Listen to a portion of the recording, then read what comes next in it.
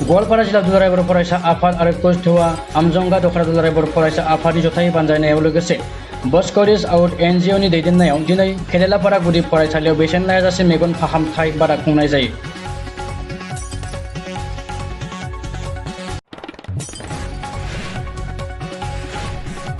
बे फाहामथाय बादायाव गवालपारा सिभिल देहा फाहामसालिनि आइ स्पेसियेलिस्ट डक्टर मृणालिनी लागागासुआ बाहागो लाफैयो।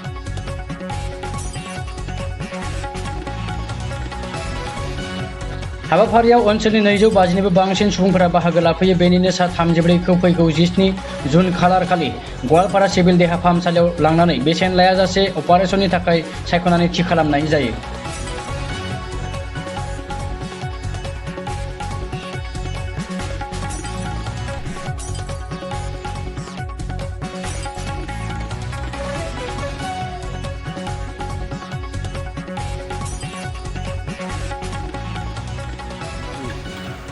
बस्को रिच आउट NGOनि दैदेननायाव लोगोसे गवालपारा जिल्ला दुलाराय बर' फरायसा आफाद आरो कुचबिहार आमजंगा दखरा बर' फरायसा आफादनि बानजायनायाव दिनै बेवहाय केरेलापारा गुदि फरायसालियाव गवालपारा जिल्लानि गेजेराव दिनै 7 नं बे बेसेन नाङै मेगन फाहामथाय बादाया जों दुलाराय बर' फरायसा आफाद हिसाबै जोंनि जि बड'फा मिशन फर सास्टेनेबल चेन्जनि जे हाबाफारि बेवहायनो मोनसे जोंनि हेल्थ चेकआप केम्प बे हेल्थ चेकआपखौ जों आयदाफारि हिसाबै लाबोबाय थादों आरो गवालपारा जिल्लायाव बोसोरफ्रोमबो जों बेबायदि हाबाफारिखौ लादों आरो देग्लाय बे दिनैनि बे हाबाफारिया 7 नम्बर हाबाफारि आरो जों उन समाव आरो जों दा मोननै जायगायाव थिखानाय दङ मोननै जायगायाव जों आरो केम्प लाबावगोन। बिदिनो दिनै जों बेवहाय गासै 250सा जों बेमारिखौ जों बेवहाय मुं थिसननानै डक्टरनाव देखायबाय। बेनिफ्राय जों गासै 33 बेमारिखौ जों फ्रि बेसेन नाङै अपारेशन खालामहोगोन।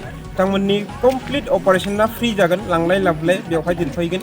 बेनि अनगायैबो सा 150 जननो जों कमप्लिट बेसेन नाङै जों मा खालामदों ससमा जायफ्रा मेगना एसे खम नुयो बिथांमोननि कारणे फ्रि ससमा जों दिनै बेवहाय होदों आरो बेनि अनगायैबो जिखिनि मुलि नांगौ जायो मेगननि बेमारनि थाखाय बेखौबो गासै कमप्लिट जों फ्रि होनाय जादों। बेबायदि हाबाफारिखौ जों रायजो राजानि गेजेराव लाबोबाय थागोन। बे हाबाफारियाव नोंथांमोननि बे मेगन नायगिरि हिसाबै सोर नुजाफैदों? बे हाबाफारियाव जों हेफाजाब खालामदों गवालपारा सिभिल हस्पिटालनि आइ स्पेसियेलिस्ट डक्टर मृणाली लागासु मेडामा आरो बेनिनो जोंनि एसिस्टेन्ट जइन्ट डाइरेक्टर दङ गवालपारा हेल्थ डिपार्टमेन्टनि। बेनिफ्राय जोंनि सिभिल हस्पिटालनिनो नार्स बायदि बिथांमोना जोंनि गेजेराव प्रत्येक प्रग्रामाव फैबाय थायो आरो अपारेशनाव मोननै डेट होनाय जादों। बे मोननै डेटआव बिथांमोनखौ बेनिफ्राय लांनाय जागोन, अपारेशनखौ खालामनानै बेवहाय दोनफैनाय जागोन बिथांमोन।